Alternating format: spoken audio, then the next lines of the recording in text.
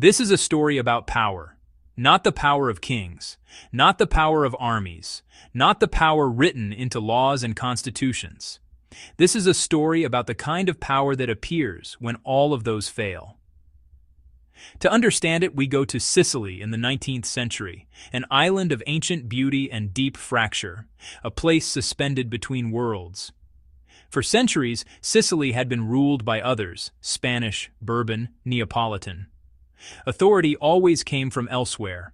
By the time the 19th century arrived, that authority barely functioned at all. Feudalism had collapsed. Modern governance had not yet arrived. The result was not freedom. It was exposure. Villages lay scattered and isolated. Roads went unpoliced. Justice moved slowly, if it moved at all.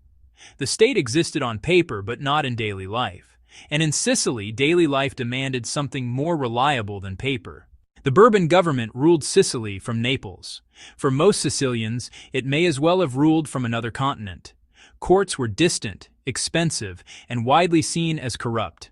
Police were few, underpaid, and distrusted. Property disputes dragged on for years. Contracts were meaningless unless someone could enforce them. Land defined wealth in Sicily. But land was rarely governed by those who owned it. Vast estates, the latifondi, covered the countryside. Their noble owners lived in cities, far from the fields that fed them. Order was outsourced. Protection was privatized. And slowly, quietly, the state surrendered its most basic function. Not by decree, by neglect. When authority disappears, people do not become lawless. They become practical. A farmer whose citrus grove feeds his family cannot wait for a distant court. A merchant cannot risk theft with no recourse. A landowner cannot manage thousands of acres from a palace in Palermo. They turn instead to men who can act.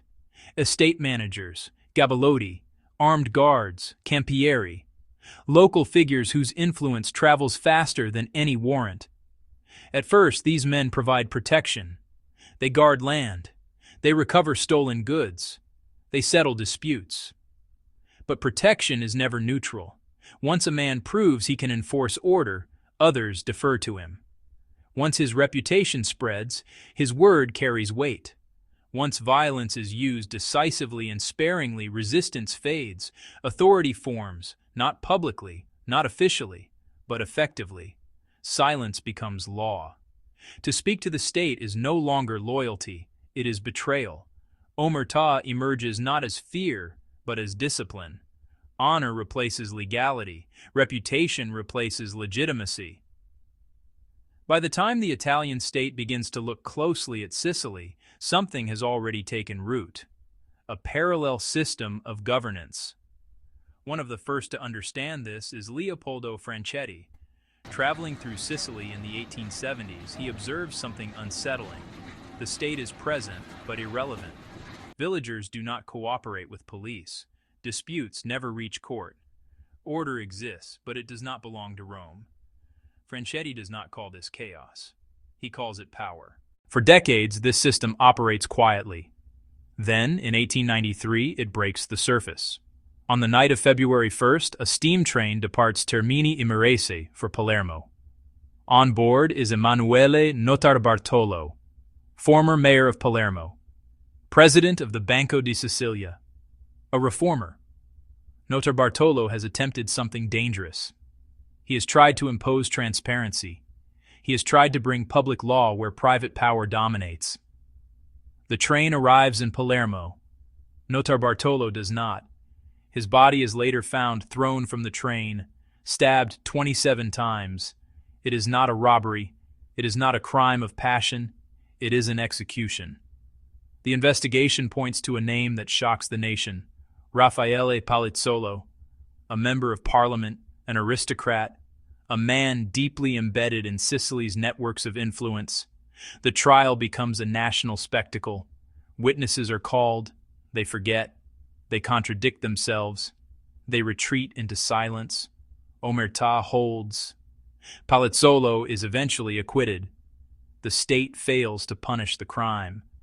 But something irreversible happens. For the first time, Italy sees the mafia clearly, not as banditry, not as folklore, but as a system capable of killing a pillar of the state and surviving the exposure. As the century turns, Sicily empties. Poverty, repression, disillusionment. Millions leave the island. They carry little with them, but they carry memory. They carry a logic learned in absence. Distrust of distant authority, reliance on personal networks, respect enforced by reputation protection offered at a price. In the immigrant neighborhoods of the United States, the conditions repeat. The state is present, but hostile. Institutions are distant. Communities are exposed. Once again, a vacuum forms. And once again, men who understand how power works step forward. This is not the export of an organization. It is the migration of an idea born in Sicily when the state failed to arrive. Thank you for watching. Check out the Cosa Nostra video, and don't forget to hit the like button and subscribe. See you in the next video.